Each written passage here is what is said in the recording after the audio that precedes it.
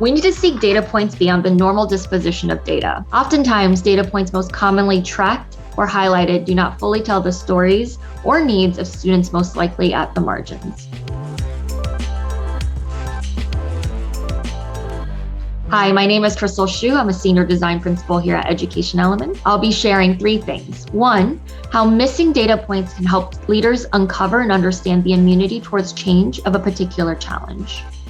2, how data points should go beyond telling us if the student was successful or not, but truly uncover the why behind that. A data which will help fight a data-rich information poor culture. And finally, there are missing data points in data discussions, such as a student's skills acquisition, a student's identity development, demographic information beyond the standard groups, and finally, a student's sense of belonging and connectiveness to the school culture or adults. This section aligns with the holistic element of Education Element's essential elements of data culture. Over the last 10 months, we've gotten 3 top questions from our district partners. 1, how do we help get our students more engaged in this virtual, hybrid, concurrent learning environment? 2, how can we improve our parent engagement and/or community or parent partnership? And 3, how do we start to address the learning gaps or potential unmet learning needs of students as a result of the last 10 months? All 3 questions have one thing in common, and that the system that it's been designed has worked for some, but not others. Leaders may be having a really hard time uncovering how to fix this issue or this challenge because of missing data points or untracked data points that truly help uncover why this isn't working. For the sake of this video, we're going to focus on unpacking the learning experience. Student engagement has been measured, tracked, analyzed from a perspective around who shows up or who interacts and who doesn't, but not necessarily around the why people will choose not to interact or engage. The data that we do commonly have is around presence, such as attendance, minutes on a program, work submission, grades, the amount of questions asked, or even assessments. But what data are classrooms, schools, and districts looking at, tracking beyond the presence and truly understanding why not? Why are people or students not interacting? Do you know the number of students or percentage of students that do not feel like it is safe to make mistakes? Therefore, in a virtual setting, it's easier to self-protect by not making mistakes or interacting. Do you know that percentage? Do you know if students view the amount of work that they're getting as more than before and without a clear purpose or relevancy, they don't understand why the work is being assigned? Common data conversations around engagement may start with data points that are based on presence. It might be around the attendance, the grades, the minutes. However, that will just answer the question of who's interacting and who's not, and not necessarily getting to why and how to change it. And so when this question is presented of, well, how do we change engagement, or how do we get students to interact a little bit more? Those decisions and answers are solely then based on highly susceptible bias and assumptions of individuals, in this case, most commonly adults. Those power dynamics, those barriers to change may be around a privileged perspective, a value judgment of what is important, bias, a fixed mindset, and many others. Once you understand the group of data that you have around students that are not engaged, right? So you have your presence data. The second step you can take to understand the why is start breaking that group down into smaller groups to understand more intricately the reasons why they may not be as fully engaged.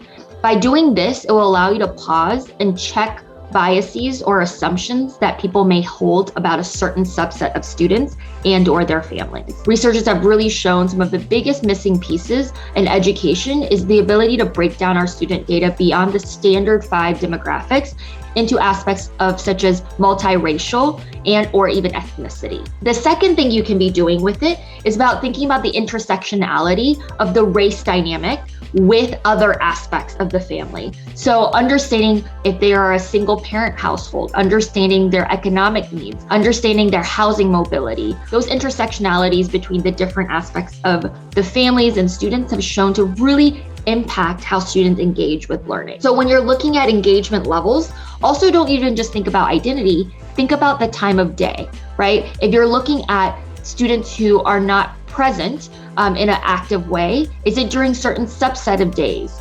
Is it during certain subset of time? How may that be impacted by outside forces? We know that this may not be the first you've heard, but we have to say it because a part of missing data points is understanding that not all lack of engagement is a result of the same barrier or challenge. Therefore, the solutions will not just be a one-size-fits-all solution or a single action that will cause a change. This is reminded of two recent news article circulating around single parents, students in lower grades, and the engagement or the lack of engagement they have with school. In one story, it was about a single mother with a kindergarten student in New Jersey. And she shared how her student actually had not been attending school because she was faced with the choice of going to work and putting her child in a daycare facility that will not support logging onto synchronous learning, by putting food on the table, or making sure her student is attending school during school hours, but not have a job or the income necessarily to provide. Another story is of a single parent with a student in first grade, and it talked about her learning experience in a virtual setting, being at first super excited to engage and super excited to see her teachers and friends. But after a period of time, she slowly started withdrawing from the learning environment.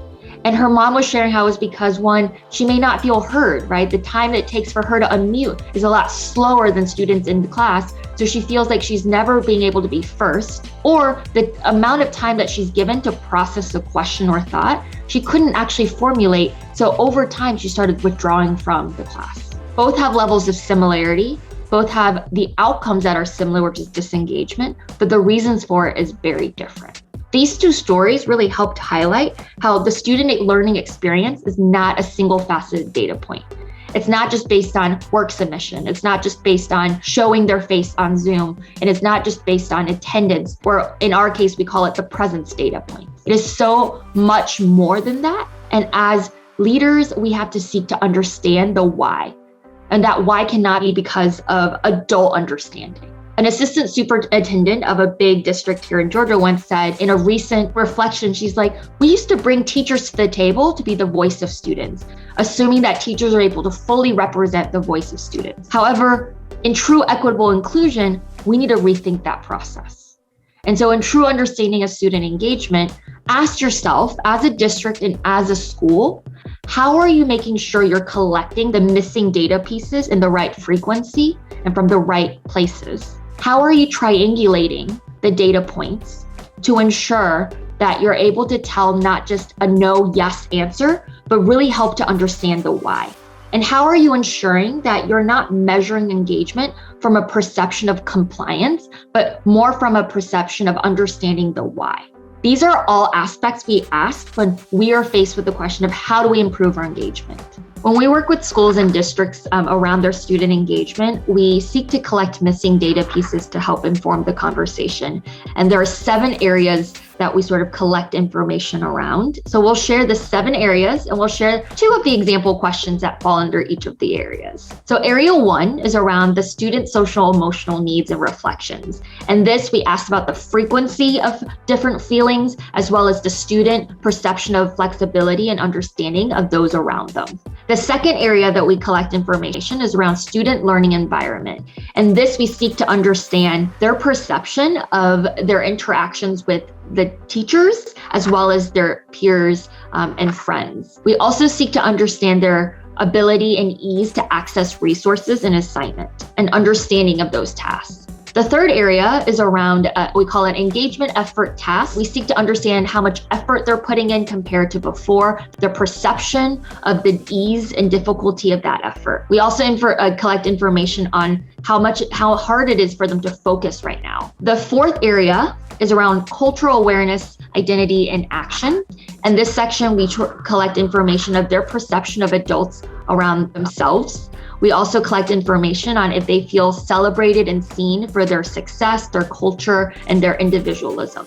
The fifth category, we call it questions about you. And this is sort of where we go beyond the standard demographic questions. We ask questions about their role in self-responsibility and self-care. We asked around their ability to have outside commitments and also aspects of maybe housing stability. The sixth area is about learning styles. And this is really about understanding their unique learning needs, what they view as success, and if they feel safe making mistakes in the learning environment. And the final category, category 7, is around learning preference. In learning preference, we sort of ask questions about how they prefer to demonstrate mastery versus what they're asked to do. We ask questions about grades and their perception and preference of grades now versus past and the decisions they make around assignments and commitments.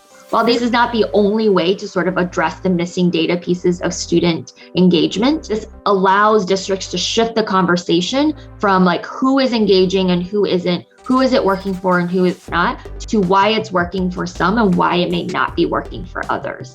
And this sort of allows the shift of the ability for schools, leaders, districts, and even parents and students to be able to have a voice in creating the solutions that are unique to their needs. Now, take some time to reflect against the 7 areas that we shared earlier and start thinking about how you may right now have or do not have data collection or cycles around these points. Start thinking about how you can make a 1% shift as you think about transitioning your data culture to be more holistic to account for the missing data pieces.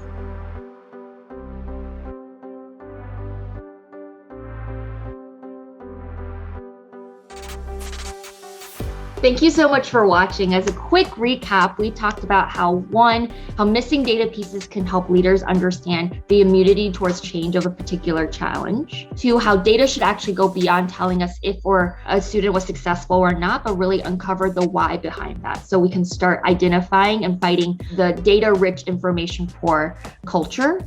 And finally, that there are missing data points in data discussions. So it's really important to elevate those data points around the non-standard demographic, the identity development, the skills acquisition, and the sense of belonging and connectedness. Thank you so much for watching. For more content from Education Element, make sure you follow us on Twitter and visit our website. If you enjoyed the content of this video, make sure you like this video and make sure you subscribe to our channel.